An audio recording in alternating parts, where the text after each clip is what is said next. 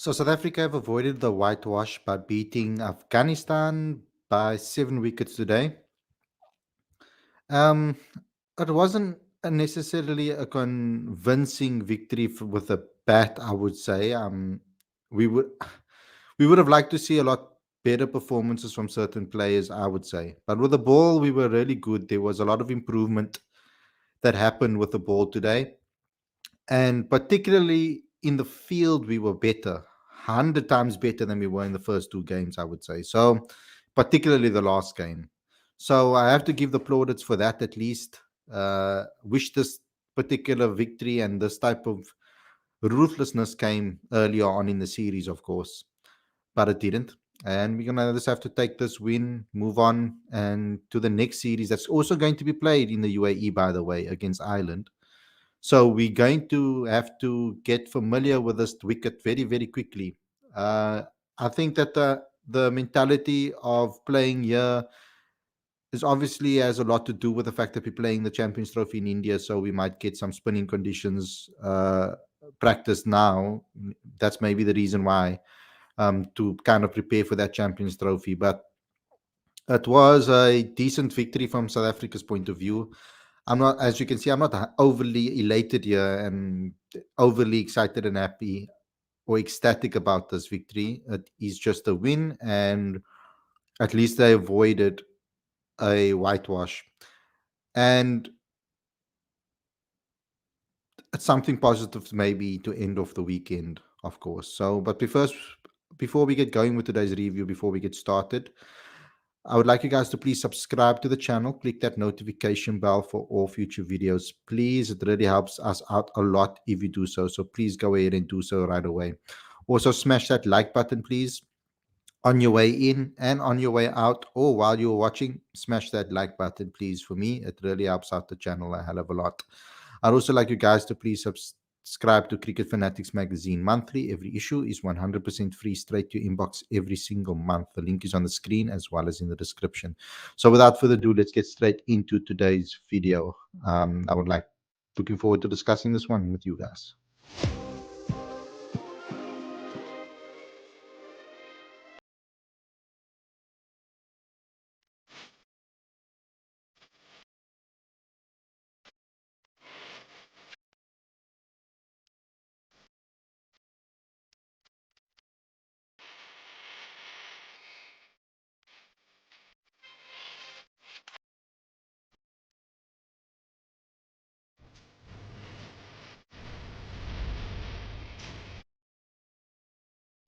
Good evening, everybody, and welcome to Cricket Fanatics Magazine. This is your review show. I'm your host, Khalid Mohideen, and this is the show where we talk about everything that happened between South Africa and Afghanistan in the third and final ODI.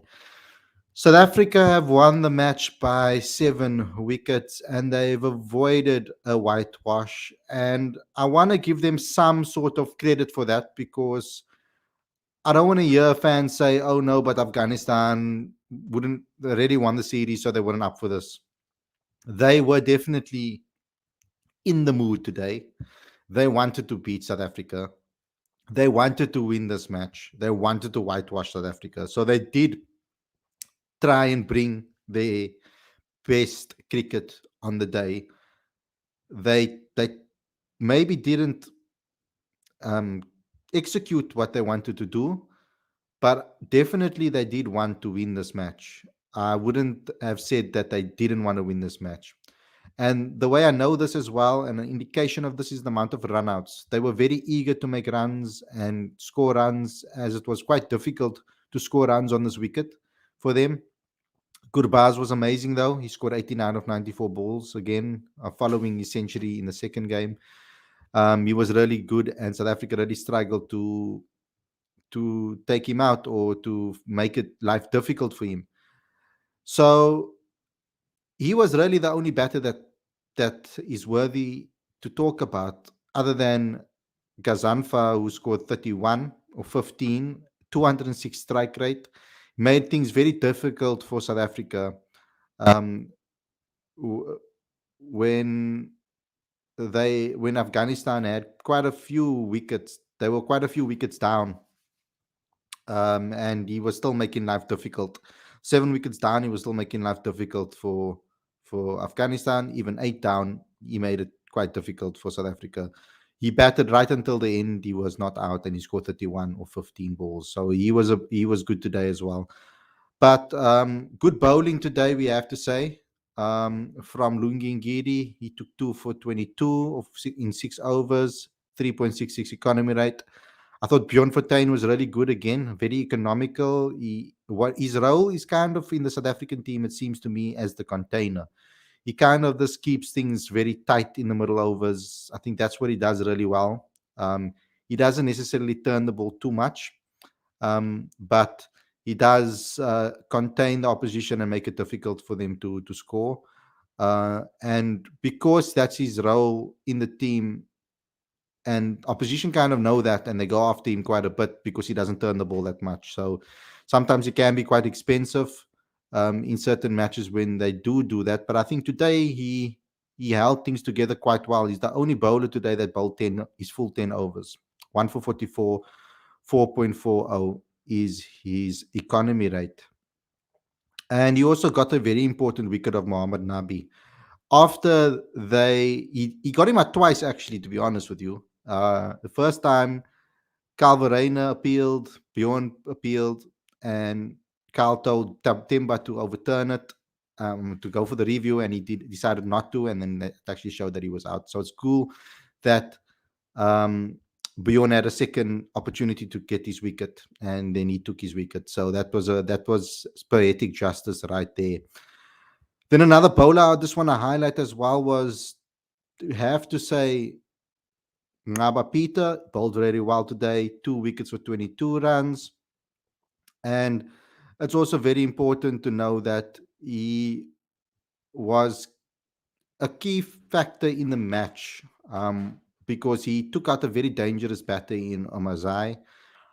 He bowled him as well. So that was a brilliant wicket, I think, the way he set him up. And then we have to give some credit to Andile Pechlakwaya for the way he bowled today. A lot of us haven't wanted him to be in the squad or in a team. We have been criticizing him and been questioning his selection, including myself. I've been questioning why he keeps on getting selected if he hasn't been in form or performed well domestically, etc. But today he put on a performance with the ball, 2 for 17, economy of 4.25. Second most economical bowler on the day after Lungi Ngidi, and he took 2 wickets as well for 17. So good performance from him today. And we bowled Afghanistan out for 169. And then I expected us to chase down majority of the runs with our openers.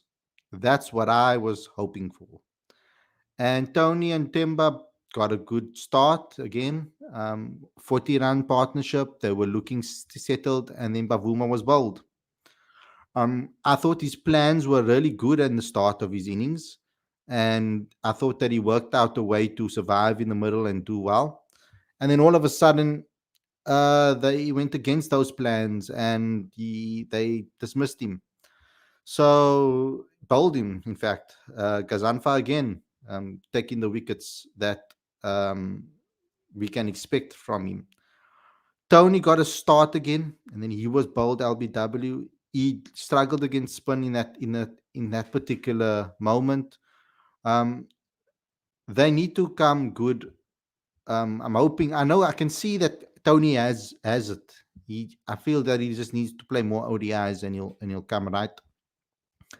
Temba Bavuma, I expected better from him as the captain, as the opener, to perform better. And Riza Hendricks again, not looking comfortable in ODI cricket at the moment. So we know that uh, we know that in Ireland he's not in the squad. So at least he's not going to get you guys on his back, slating him for being in the side, but he's not in that squad.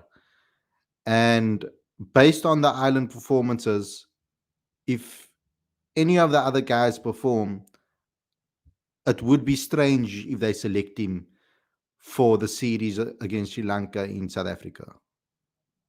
So let's see what happens from a Rob Walter perspective when it comes to that. But all credit has to go to Aiden Markram today. He played a controlled innings and he scored 69 of 67 balls, 4 fours, 3 sixes, a strike rate of 102.98. He was very good today, and um, he's now reset that bad patch of form that he was starting to find himself in. I think this was a very important knock for Aiden's confidence, and now he needs to build on this. We need to see him build on this particular performance, because it's nice that he ended this series with runs behind his name, because he won't be in the Ireland tour on the island in the Island series. So Temba Bavuma and Tony DeZorzi, Tristan Stubbs, they all have another, Calvarena even, all have another chance to perform and show their ability. And Aiden wouldn't have had another chance to get, some runs under his belt. And so it was good. It was important. It was pivotal that he got, crucial that he got runs today. And Tristan Stubbs looked really good. He supported Aiden very well for his 26 or 42 balls. He hit 1 6 and 1 4, a strike rate of 61. He played a measured innings. I mean, South Africa didn't have to take too many risks. It wasn't a lot that they were chasing down. And they ended up getting the 170 with 102 balls remaining. So they still won comfortably. Um, and they still won comfortably after 33 overs. So 7 wicket win for South Africa. At least we didn't end it with the series with a loss. I think we would have taken a lot of learning curves from this one. And I am happy that we avoided the whitewash at least. Yeah, so that's all I have to say about that game, guys. Let's get into the live chat. Waka says, what an innings. Temba and Riza played beautifully. Legends of the game. It's been sarcastic, of course. Can't say anything about Temba because he is the captain. The Zorzi, even after getting two back-to-back drop catches, he looked pathetic. And Riza, please retire. GMW says, I can't believe most hardworking batsmen of Proteas since last 5 years. Rassi is Van der Dussen, but he's treated so badly. I don't think he's treated badly. I think they know what Rassi offers already, and they wanted to give younger, newer guys opportunities to play, and they did so. Rassi's going to get his chance to play against Ireland. When he comes back, and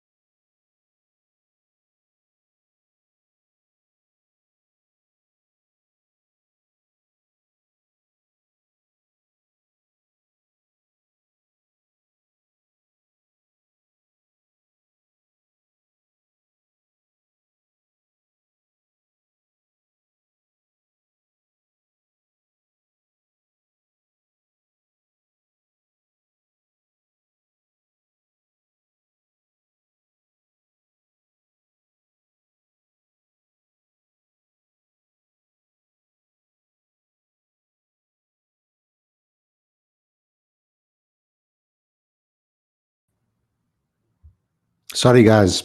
Computer shut down by itself.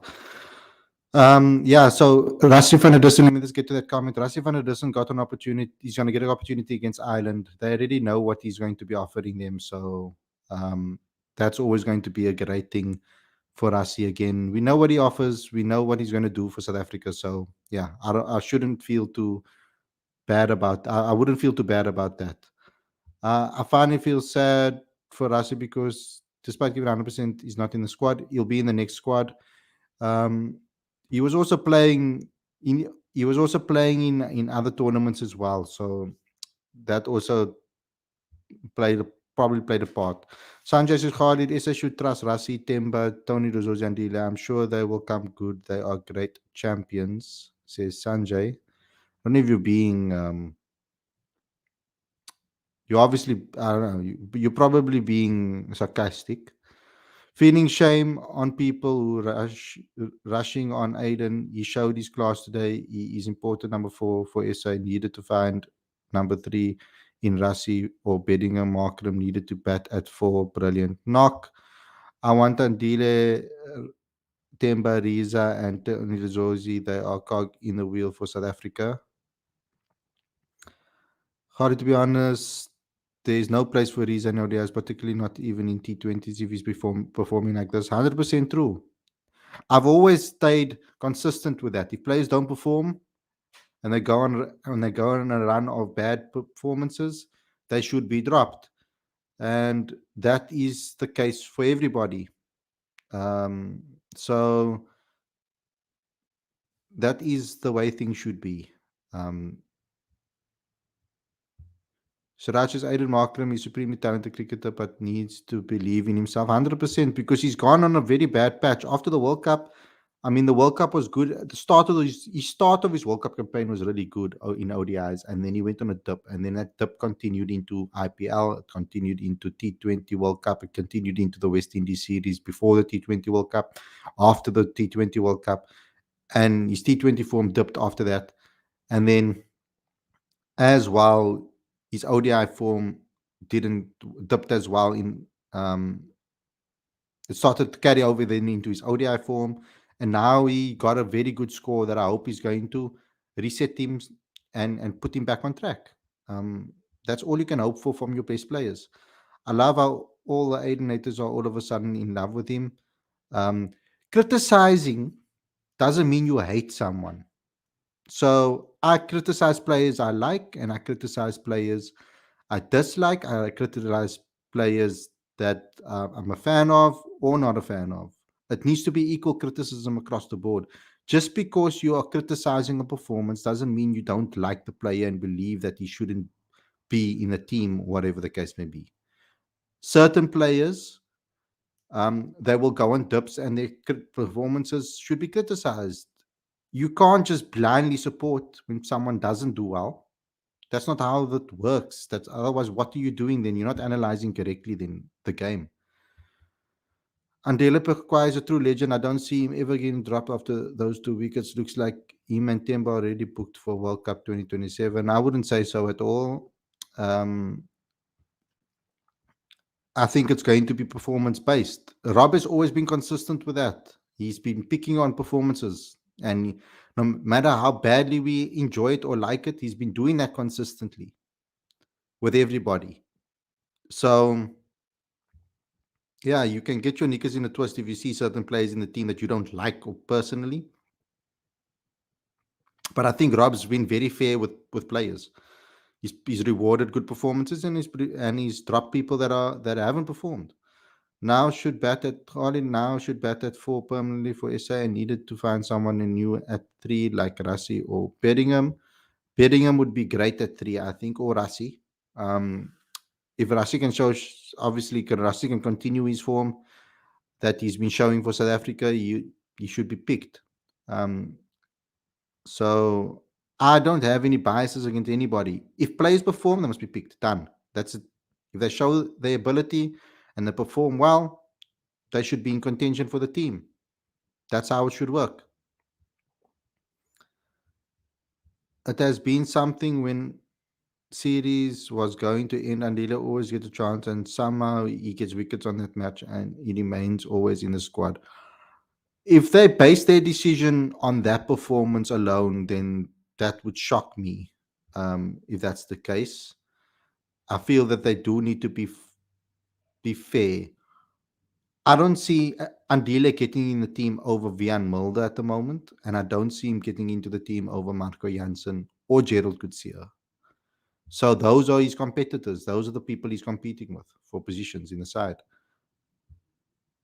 I feel sorry for Hendricks. They send him out to bat and he struggled every ball. They should stop stressing him out. The guy does not want to play. Just give him a break. He must play T20 cricket at the moment if he's going to continue his form like this. Dezorzi had two chances. He still looked pathetic. We can't have him and Temba opening. We have to have an aggressive batter. Look here, this particular wicket was tough to open on. And I think we'll see a lot more from Tony against UAE now that he's more familiar with the conditions. We have to give newer players chances to adapt to the conditions, guys. Let's be a little bit logical. Any South African player that comes through our system is going to struggle in international cricket on international pitches that turn. That is going to be the case.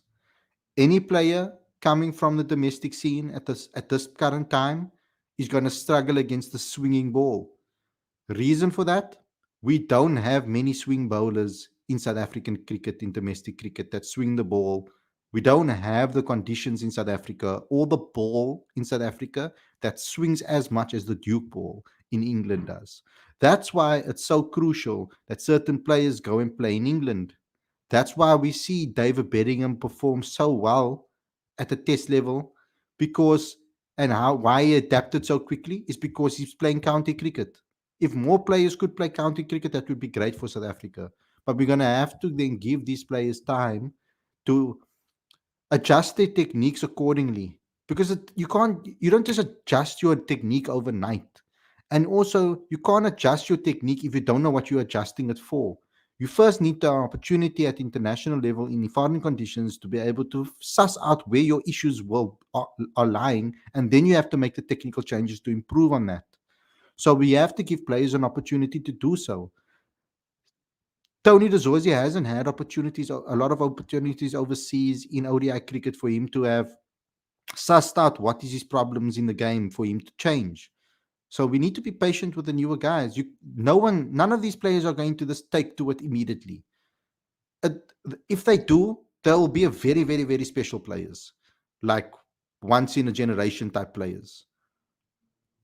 When Quentin de Kock, the AB de Villiers, and all of those guys were coming through the system, the domestic system was a lot stronger, a lot smaller, less teams, a lot stronger, and there were a lot more. And Proteas players used to play domestic cricket. Now they don't. So the quality isn't as high. You don't have as many, and the pitches have changed so much over the years. Really, Durban used to be a swinging pace wicket before, and now it's a complete turner. So things have changed. And that is something that needs to happen. You need to give it some time, and you have to give it some time for that partnership to get familiar with each other as well, with Pavuma and Tony De. Um, Tex says this should be the top six with our main team: Bedingham, Markram, Pavuma, Tristan, Klaasen, and Miller. Avin says, hey, bro, Khalid, how do you see Riza's ODI future heading? At the moment, I can't see a place for him in the side. With everybody back fit, I can't see a place for him in the side. Just think about it logically, guys. I don't even think that Riza would have been picked in this series if David and Henrik Klaasen were both playing in the series, to be honest with you. So Raj Campos is my second choice South Africa team. Ryan Rickleton, Matthew Bretsky, Verena, Tristan Stubbs, Deva Previs, Ferreira, Dean Forrester, Simalani, Berger, Bartman, and Swanepoel. Tex says, Khalid, my point is Pavuma Dozozi can be our opening combo.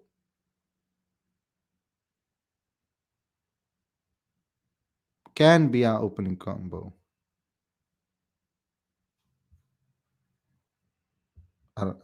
Okay. Khalid, why every now and then Bekhlukwai makes the squad out of nowhere? I have no clue. I think the reason I think, honestly, this is the reason what I think. And I'm going to tell you guys now that it's not for the reason you guys think. And no matter how much you don't want to believe it, because you obviously want to have an agenda when it comes to race, etc. But the honest reason why I think Adila gets selected is purely because of the lack of quality all rounders that we have in the country with experience. That's honestly the reason why I think that he gets selected every single time. I don't think the coaches feel comfortable to throw a new guy that hasn't played international cricket into the mix, into difficult situations quite yet. I think they want to try and make it as easy as possible for a newer guy to come into the system and get an opportunity and be able to give them their best chance to show what they can do. And for many years, we have struggled to find bowling all-rounders in the country that have honestly really stepped up and performed at domestic level. And Andile, because he did perform in international, he not perform necessarily, but he does have a lot of international caps, and he has the experience. They select him because of that. I think that's honestly the reason why I think that happens. Um, I don't think that Andile has done enough in recent times for South Africa or domestically for him to continuously get selected. And when they are trying to prioritize certain positions where they want to fill with less experienced players, to not have an experienced player, to have one less experienced player into the team, as on top of that could cause some issues. Um, but there aren't many number eights that have performed consistently well domestically over the last few years before the last year, and now hopefully this season as well they'll do it. But last season, all of a sudden, there were, and I think some parts of the season before that, domestically, there were quite a few all rounders starting to rise and show themselves. But before that, there weren't many. There weren't many around, guys, to be honest. Um,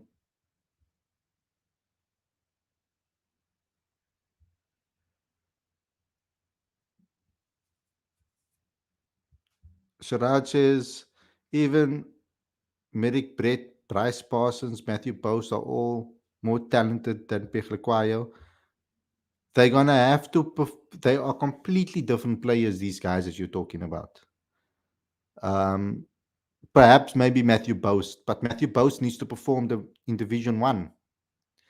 Like I've said over and over again, these players need to perform at Division One consistently for them to get selected for South Africa. We can't.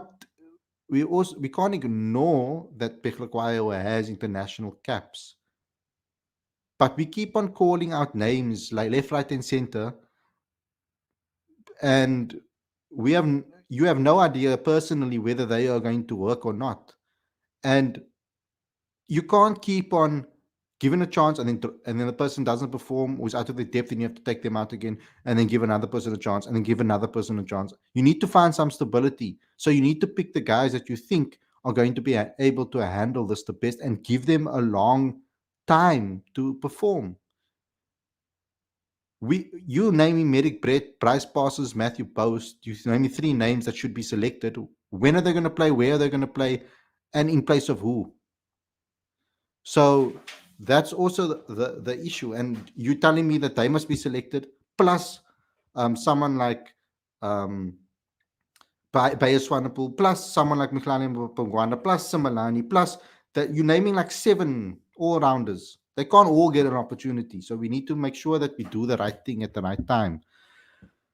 And I believe, honestly, based on their performances, SAA and SA emerging, these players that we're talking about, I think Bryce Parsons is the only one that really stood out for emerging and SAA sides when he got an opportunity.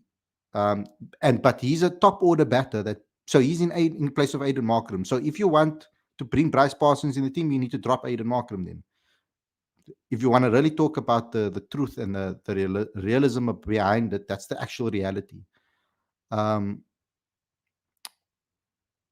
and that's something that's important to understand as well. Tex says if they want Andiles to select for transformation, which he obviously at least pick Michlali or Simelani requires the pressing. And that's the reason why I say that it's not because of transformation that he's getting selected. Because they do have Michlani and Simelani around and Jason Smith. They're all players of color, but they pick Andile anyway. So clearly it's not a transformation issue. Otherwise, they would just put any of those players in that position. Um, so they still see something in him, and to me, I don't understand why. So it is what it is. Tian Kukamur also is also handy, but he needs to perform consistently. You're just naming names here. And I see that you do that quite a bit, Suraj. You just name names. You just drop names. But I don't know how much actually of those players you've actually watched. How many domestic games you've actually seen of them consistently, and not just look at the scorecard. Check their technique, watch how they play, watch how they handle pressure, watch how they perform in different conditions. All of those things are important when you select players and at the right times and giving them the right amount of opportunities. You need to check them for 3 seasons and see how they do over 3 seasons. Ibi says, don't talk about race. It makes Khalid angry. It makes me angry when you're racist, not when you talk about race. If you want to say that they selected for because of the color of their skin, by all means, that's all right. But I'm not. But if you're going to be racist and use racist terminologies to describe the players, because it's not their fault again selected, by the way. So to be nasty to be racist and nasty towards certain players, I don't think is the right way to deal with things, and that's when I get angry and upset. Sushil says, and how can I not get? I'm a person of color, so how can I not get upset at people being racist? Think about that. Has the cock retired from ODI cricket, or should South Africa still consider him as an option? I think he's retired. I don't think he wants to play ODI cricket anymore. So I think that's done. That's a ship has sailed. At this point, even club cricket would outperform Pekrekwaya at all the 3 departments. I don't think he's that. I think people are exaggerating how bad he is. I mean, I'm not saying that he's good enough to play for South Africa, but he's not as bad as people make him out to be, to the extent that he's of that you describe now. I mean, in ODI cricket, I know he's been in terrible form at the moment, right? But in ODI cricket for South Africa,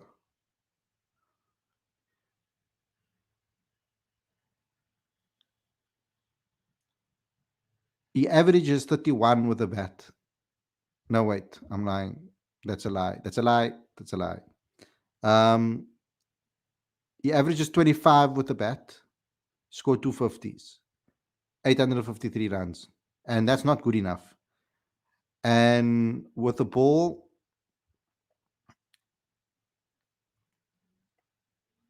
he's taken 93 wickets. His economy is 5.79 in 75 innings, which is okay. It's not as terrible as guys are making it out to be with the ball. So yes, he should. I think that maybe we need to find a new all-rounder and someone else needs to get an opportunity. If you're going to spam the chat, you're going to be put in a timeout. So bye, Ash. Um,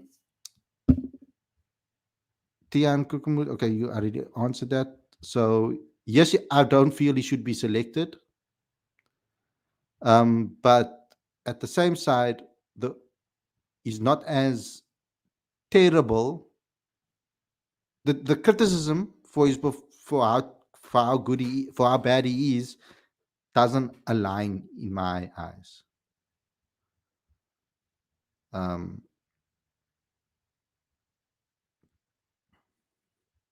so Raj Kamsa nearly played 90 matches for South Africa, but really not did anything special yet. Only performed in 5-10 matches. The guy is lucky cricketer.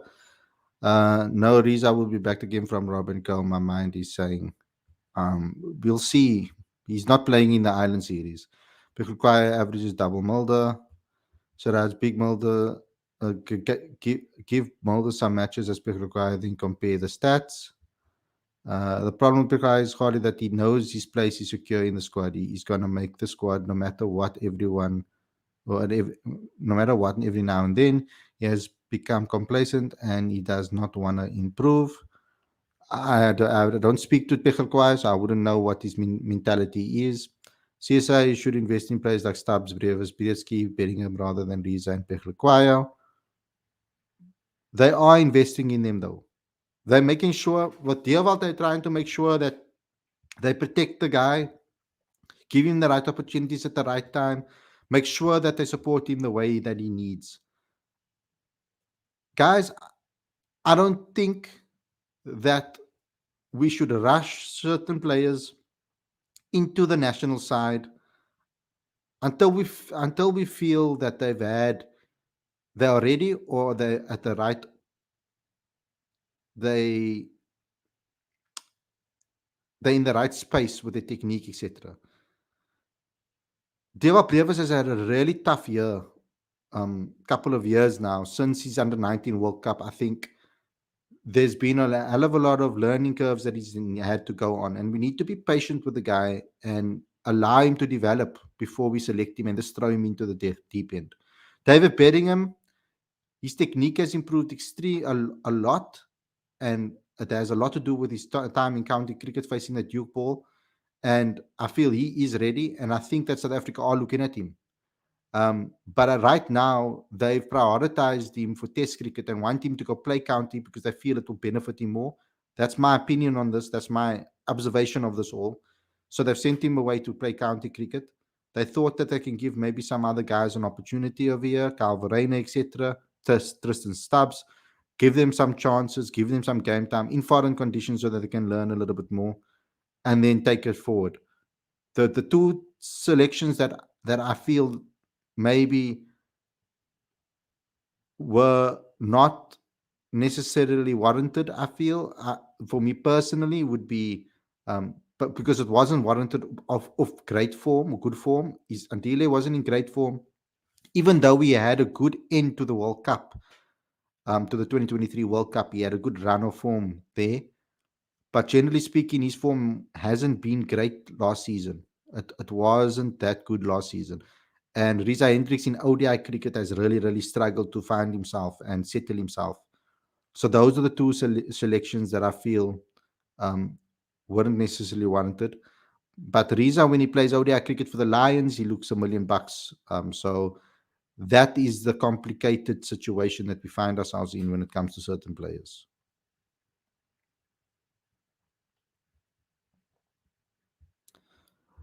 We say to select some players because CSA and Rob selected Riza with Petrika again and again, despite poor performance. That's why we say, how are Herman Bros progressing in domestic cricket?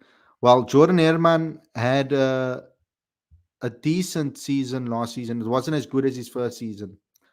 So he had a little bit of a dip. So his brother did really well, and then he wasn't doing that well. He was in certain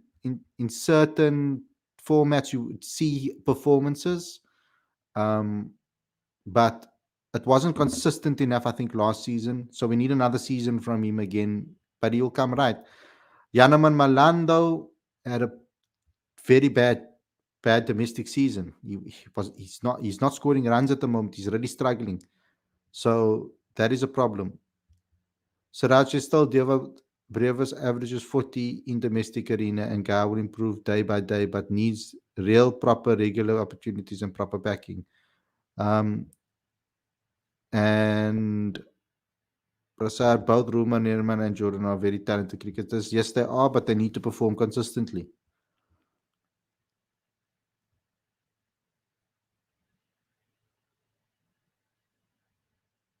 I agree that we need to, with you over here, that we need to groom younger cricketers and find a way for them to get an opportunity now in international cricket.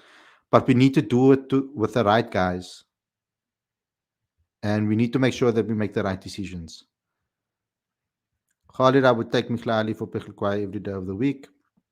We need to see Mikhlali perform more because he had a good emerging competition, but he didn't have a very good SA8 tour. So that's also an indication of, is he ready yet?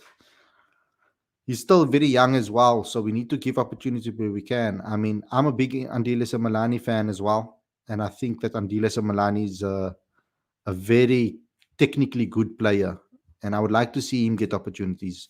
I would have actually liked to see him get a chance in this final game instead of Andile, to be honest with you. That's where I lie with that. Anyway, guys, uh, thanks a lot for tuning in.